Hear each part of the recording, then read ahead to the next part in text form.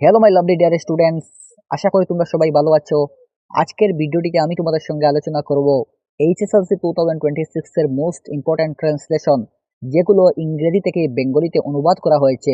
এবং আজকের ভিডিওটি তোমরা প্রথম থেকে শেষ পর্যন্ত দেখো, কারণ তোমাদের ফাইনাল এক্সামে 3 মার্ক অনুবাদ থাকে, যেগুলো ইংরেজি থেকে বেঙ্গলিতে, ইংলিশ টু বেঙ্গলি। তাহলে ভিডিওটি তোমরা প্রথম থেকে শেষ পর্যন্ত দেখো, অবশ্যই তোমরা 3-এর মধ্যে 3 পাবে।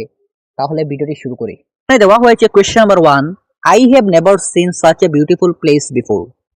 আই হ্যাভ নেভার সিন, দেখো এটা আমি সুন্দর কিভাবে যে আমি এটা বাংলাতে বলবো, কারণ পরীক্ষাতে আমরা জানি কি পরীক্ষাতে সেটা ইংলিশে দেওয়া থাকবে, আমরা সেটাকে ট্রান্সলেট করে আমরা বেঙ্গলিতে আমরা দিতে হবে।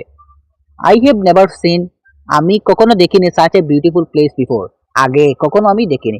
আমি সুন্দরভাবে এটা লিখবো যে আমি আগে কখনো এমন সুন্দর স্থান দেখিনি। স্থান অর্থ কি? প্লেস, বিফোর মানে আগে। I have never seen means আমি আগে কখনো দেখিনি। Question number 2, he is always ready to help the poor. He is always ready, সে সব সময় ready to help the poor, দরিদ্রদেরকে সাহায্য করার জন্য। এটা আমি সুন্দরভাবে কিভাবে লিখবো যে সে সব সময় দরিদ্রদের সাহায্য করতে প্রস্তুত আছে। প্রস্তুত অর্থ কি? রেডি।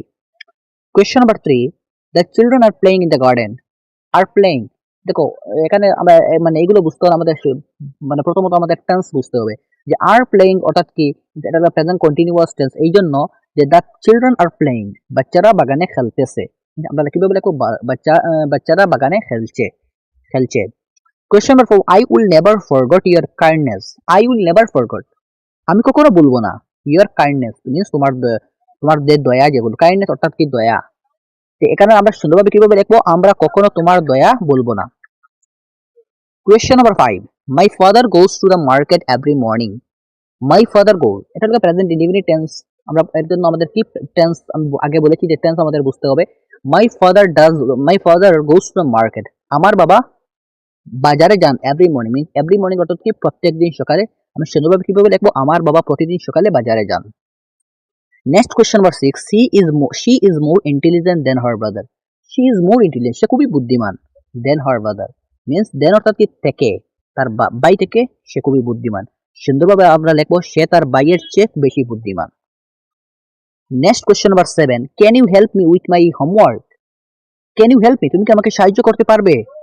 উইথ মাই হোমওয়ার্ক, তুমি কি আমার হোমওয়ার্ক আমাকে সাহায্য করতে পারবে? সুন্দরভাবে এটা মাই হোমওয়ার্ক কি মিন্স আমার যেগুলো ঘরের কাজ বা টিচার যেগুলো দেয়, যে কোনো ঘরের কাজ।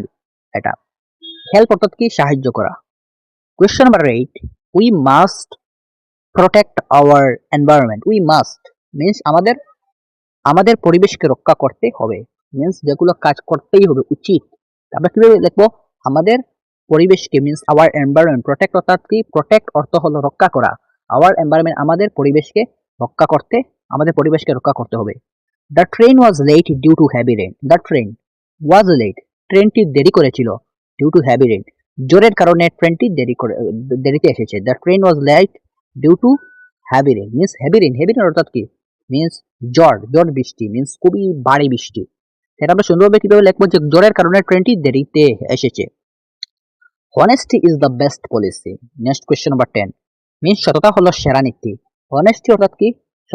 সততা is the best policy. Policy means নীতি, এটা হলো খুবই সেরা নীতি। He promise to come on time. He promise, সে সময় মতো আসার প্রতিশ্রুতি দিল। হি প্রমিসড অর্থাৎ কি? মিন্স প্রতিশ্রুতি দেওয়া। টু কাম অন টাইম সময় মতো, to come on time means সময় মতো আসা। তো এটা কি হবে? সে সময় মতো আসার প্রতিশ্রুতি দিল। Next question number 12, I am learning English to communicate with foreigners.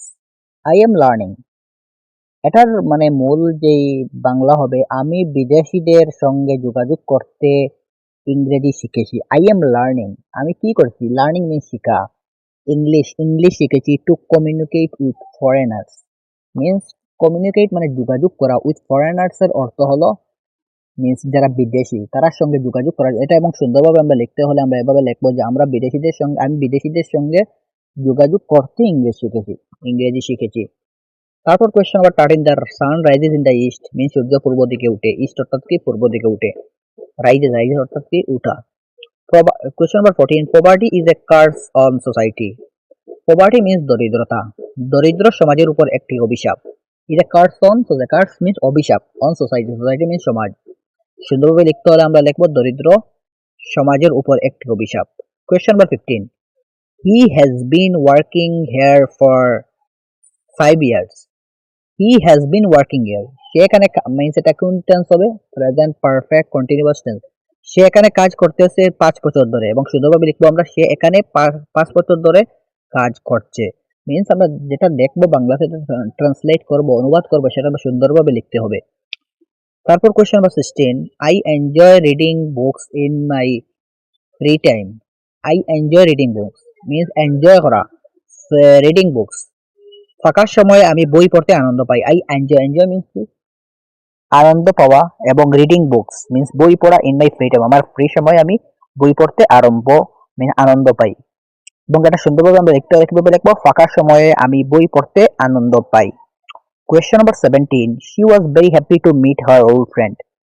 এটার অর্থ হবে যে পুরানো বন্ধুর সঙ্গে দেখা করে সে খুব খুশি হয়েছিল। হি ওয়াজ ভেরি হ্যাপি মিন্স খুবই খুশি হওয়া, sorry she was very happy.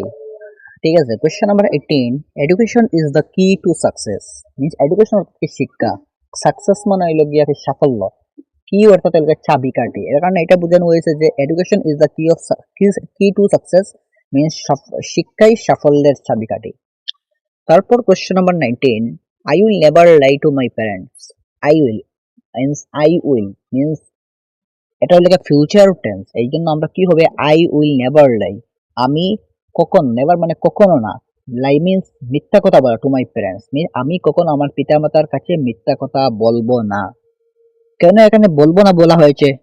কারণ এটা হলো ফিউচার আই উইল মিন্স এটা হলো ফিউচার ইনডিফিনিট টেন্স। আমরা সবাই জানি যে, কারণ আমরা নিশ্চয় টেন্স ভালো করে জানি যে যদি কোনো কাজ চলতেছে সেটা হবে মিন্স প্রেজেন্ট কন্টিনিউয়াস টেন্স, তারপর যেটা হবে মিন্স বলবো না মিন্স যখন যেটা হবে সেটা হবে future indefinite, future tense means যেটা হলো ভবিষ্যতে হবে।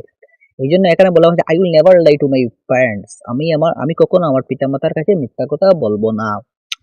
Question number 20, they are going to the place for the festival means এটা প্রেজেন্ট কন্টিনিউয়াস টেন্স, আর আছে, আইএনজি আছে, অক্সিলিয়ারি ভার্ব কি আছে? আর আছে, এবং মিন্স এখানে they are not going, they are going to the village, তারা উৎসবের জন্য গ্রামে যাচ্ছে। ফর দ্য ফেস্টিভ্যাল কিসের জন্য? উৎসবের জন্য, ফেস্টিভ্যাল মিন্স উৎসব, এবং go to the village means village অর্থাৎ কি মানে গ্রামে যাচ্ছে। Question number 21, if it rains tomorrow we shall stay at home.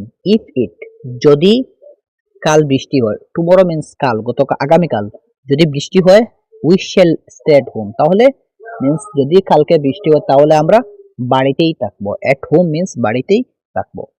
ঠিক আছে মাই ডিয়ার স্টুডেন্টস, তোমাদেরকে এই 21টা দিয়েছি, এই 21টা তোমরা প্র্যাকটিস করো, এবং নেক্সট ভিডিওতে আমি তোমাদেরকে আরো প্রায় 15 থেকে 20টা দেবো, এবং তোমাদেরকে বলবো একটু ভালো করে তোমরা পড়াশোনা করার জন্য অবশ্যই, এবং নেক্সট ভিডিও পাওয়ার জন্য চ্যানেলটা তোমরা সাবস্ক্রাইব করে রাখিও। Thank you.